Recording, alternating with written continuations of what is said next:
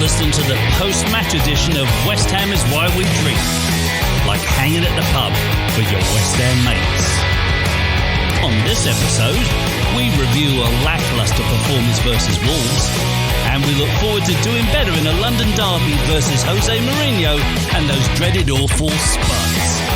Now let's join the crew of the podcast, West Ham fans who like to have a laugh.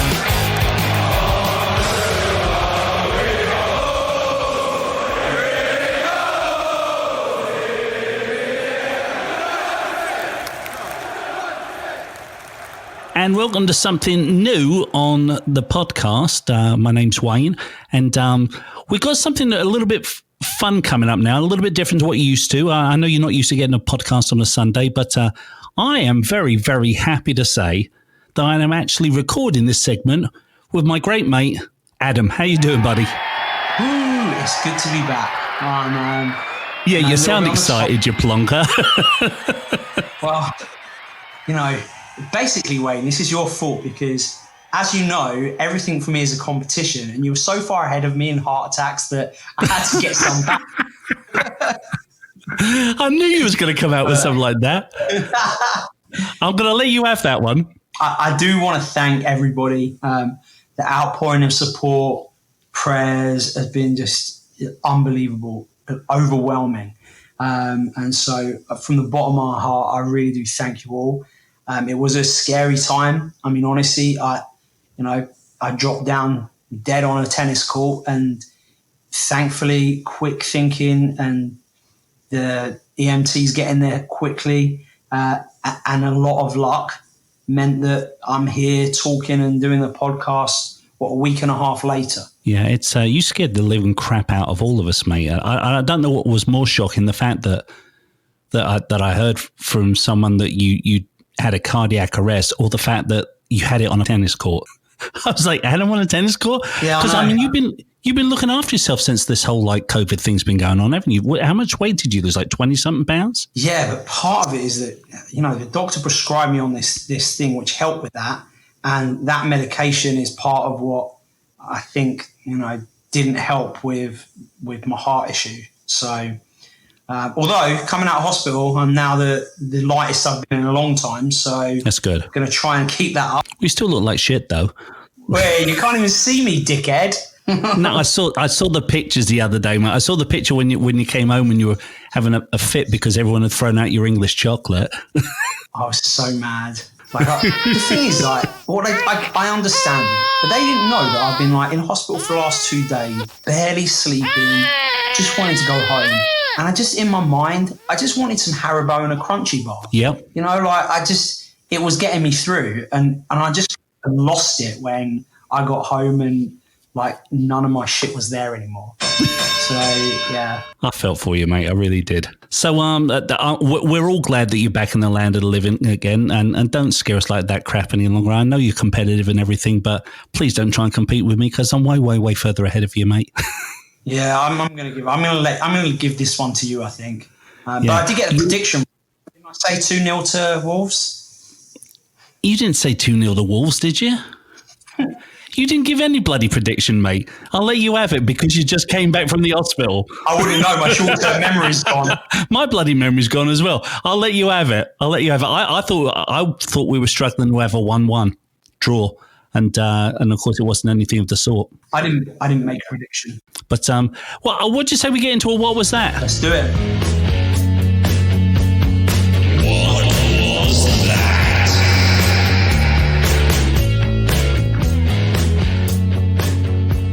Do we have tumbleweed music? Because that's probably the best thing for that. Should be the theme of the What Was That? Because let's be honest, it was less of a Premier League football match and more of a hey Adam, you've just come back from a major heart problem. We'll play out a really dull game so that you don't get worked up. It felt like it, didn't it? It was bloody awful.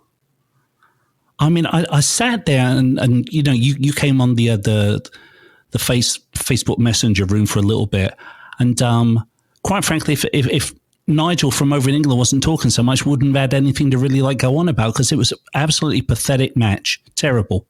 What's so hard is that we all we're West Ham fans, and so we have that that like condition called delusion. And like for a West Ham fan, a pre-season equals delusion.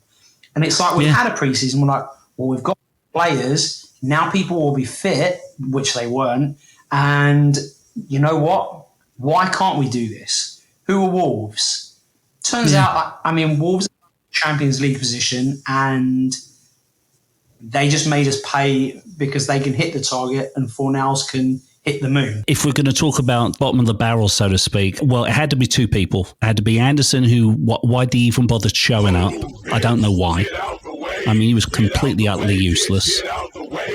And Fornals, because, you know, I like the lad. I've always liked the way he's played, but he didn't seem to have it together. But in addition to that, I think it was just the overall fitness of the team was so incredibly lacking. But the young right back who I can't say his name, I mean, he was pretty crap as well. Well, why'd they play him? Well, I mean, the geezer's already said he wants to go. He looked like he didn't even want to be out on a pitch. He got burnt like must have been half a dozen times in the first 5 minutes. That's why I think they played him. I honestly think part of the reason was like, all right, here you go. You have a game against a good team.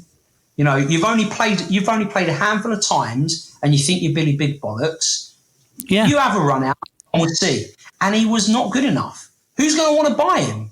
I think he's making a big mistake. He needs another couple of years, you know, subbing in and learn a little bit. But like you said, he's, you know, Billy Big Bollocks now. He thinks he's the bee's knees, and he looked ridiculous. It's hard to give a bottom of the barrel, isn't it? Yeah. It's hard because there were so many poor performances. But I think Anderson, the only moment that Anderson had that was good was when he saw was it Lanzini? Did he come on for? When he saw someone get the line to come on, all of a sudden he started running. You know, it was like, oh, you're about to come off. Well, it's too late now. He's just not motivated. He's a lump. So who was your top? My top, I'm going to say Souček, to be quite frank. Souček and Declan Rice. It's a toss-up between the two of them, to be quite honest. I think Souček was really masterful in the midfield. I thought he'd... Really? I'm quite surprised. Declan Rice would be mine. Well, Declan Rice was unbelievable. And Declan Rice is just always bloody Declan Rice, isn't he? He's I mean, you move him for the position he's been playing in for the last year, and he goes back to centre-back, and the man's a beast still. And he's fantastic, but... You know, like you said, the bottom of the barrel, I think bottom of the barrel has... No, you know what? I'm changing it, mate. Okay. You know what bottom of the barrel is? David bloody Moyes. 5 subs available, doesn't sub anyone in until, was it the 70th minute? Yeah. Leaves Anderson out there forever. Why the hell, I don't know. And then we still had 2 subs left at the end of the match. You know, finally he does 3 subs, but we have 5, mate. You know, and we bloody needed it by the looks of it. But who else would you have brought on? I mean, 2 of our right backs. I think he made a good choice in bringing Fredericks in because Ngakia wasn't doing anything at all. That I won't fault him for, even though Fredericks did squat when he came on anyway. Couldn't make the header, and then, you know. I don't know. I seriously don't know, mate. Let's be honest here. I don't know how you feel about it. I mean, I've watched it twice now, and the second time I saw even more crap than what I saw the first time. I was watching it the second time. You watched it again? I did, yeah. What is wrong with you, dumbass? You know what? I wanted to see if I could find something positive out of it. But you know what I ended up fast forwarding through everything because it was so absolutely pathetic. It was terrible. You're my bottom of the barrel for watching it twice now. Mind you, I had a massive glass of Baileys. So that's probably why I watched it the second time. So, gosh. Well, hang on. Did you say who was your top shelf? Yeah, Declan Rice. Hands down. Yeah, you did, didn't you? That's it. Yeah. I don't think there was. I would literally not say anyone else on the pitch was close to him. I also think Noble tried to just do. I thought Noble was terrible, mate. So much. He wasn't, but he was. He's not terrible. He's old. The poor geezer needs a rest. I don't know. I don't think Noble played badly. I just think that him and Souček were in each other's way a lot. I don't think they used each other well to like run and move and create any space. There was one thing that shocked me when I looked it back, was when Lanzini came on for like about 5 minutes maybe. He actually looked like he was bringing something, but then of course that all fizzled out. Actually, my top shelf, I'm going to change my mind, is that Adama Traore. I mean, that guy's oh my God, he's a beast, isn't he? I was thinking, like, why was he not starting? I mean, I was glad to see he wasn't starting. And I have no idea why he didn't, because he's ridiculous. It's all done, innit? It's done. You know. So Tuesday night, Tottenham, are we allowed to talk about that? How much do you think we'll lose out by? You know, I think we're going to win it. Is it? Hang on, are we home or away? No, we're away. I don't know. I think I saw a stat today that there's been only one home victory so far during all of Project Restart. Yeah. So, you know, because teams playing at home are losing their home advantage because they don't have crowds. And I think after that performance against Wolves, if Moyes does his job, which is debatable, I have a feeling that there's going to be a lot of players playing for a place in the team, you know, for the rest of the season and next season. And so I don't want to be optimistic, and I almost don't want to watch the game because of my, you know, recent heart condition. I don't know that it's a smart idea, but I'm going to say we're going to get a 1-1 draw. I think we're gonna win 1-0. I hope you're right. I just think that, I hope I'm right. I get the feeling that there are a few players that will bring a little bit more to the derby game. Nobes will for a start. Antonio will. You know what? Let's be honest here. I'm just praying that we're going to win 1-0. I'm not confident at all that we are, but I just think that we've got a good chance of possibly just pulling out a bit of a shocker and doing something, only because it's Spurs. I think it'll be interesting to see whether you know, it's a big London derby, and it's a match that's never been played before with no one in the stadium.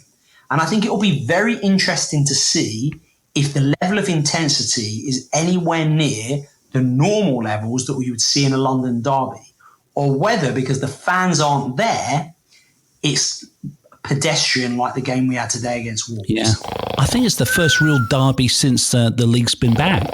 There haven't been any yet. So we both think that we're not going to lose this match. I hope we bloody don't, mate. It's I tell you what, that we just better do something. It's funny though. You know what cracked me up is looking at all of the tweets and everything from people afterwards, and the you know, the forums that people are writing on, and it feels like we haven't had any time off at all. It's just we ended up sucky, and now we're starting sucky. Yeah, it's just so depressing. Really is utterly depressing. So, God blimey, I don't know. Well, what a really positive podcast for us to put out for everybody. Yeah, right. Well, come on, let's be honest here. What were we going to say? We just bloody lost 2-0 for crying out loud. People just need to remember to stay positive and love their lives. You know, we stuck that in the podcast last week when you weren't here. Rebecca did a brilliant job last week. I was really impressed. She was really good. To be honest, I was wondering if she should just take my place. No. I tell you what, though, she said that she'd like to come on again. It's not good for you. You come across like a dirty old... Yep. I come across like dirty old father steptoe, didn't I? I love him. You should have started off with this podcast with "you dirty old men." Dirty old... She is more of a smut bucket than I am, mate. Well, she encourages you, and you don't need the encouragement. I don't need any encouragement at all. I mean, she came straight off of the get go with that podcast with, yeah, I'm a big gulper. I mean, what am I supposed to say, mate? I mean, come on. She is a lovely girl, though. She really loved the girl. She was a lot of fun to record with. She was really nervous, but I don't know why it didn't come across that way. She fakes it, just like other things, I'm sure. Good God. When do you think you're going to be coming back to the podcast on a full-time basis? Let's give everyone an update there. You're going to just take it like week by week? I mean, I don't see why I can't be back pretty soon. To some capacity, I can't see why I won't be back. Like, at least guest appearance next episode, hopefully, if you'll let me. Let's be we all know by now, it's all down to you. It's not. I could be totally fit, and it'll be up to you. You'd edit me out anyway. Oh, I mean, you bounced back from this too quickly. I mean, I had like everything planned out. A nice social media campaign to get people, like feeling sorry for us on the podcast. I had a few people. You know what? The one thing that impressed me is all of the people from the podcasting and the YouTube world that sent out great messages for you. And I don't know if I'm sure you haven't had a chance to read through all of them. There's too bloody many of them. I've seen most of them. Yeah, it means the world. Like Canning Town Len, the group from Hammers Poles, West Ham Fan TV lads. I mean, like just of course everybody from AHTV. That goes without saying. But if you hadn't realised it, mate, you're very much loved by everyone. This old fat geezer here included, and I'm glad you're back. Well, thank you so much. I love you too. Oh. So I don't love you that way, though. Not that there's anything wrong with that, but I don't love you that way. All right. Well, cheers, everyone. Cheers. Bubbles in the air, they fly and so high. Like my dreams, they fade and die. Legends always hiding. I looked everywhere. I forever like bubbles, pretty bubbles in the air. I forever like bubbles, pretty bubbles in the air. I forever like bubbles, pretty bubbles in the air. They fly and so high. Like my dreams, they fade and die. Fortune's always hiding. I looked everywhere. I forever like bubbles, pretty bubbles in the air. I forever like bubbles, pretty bubbles.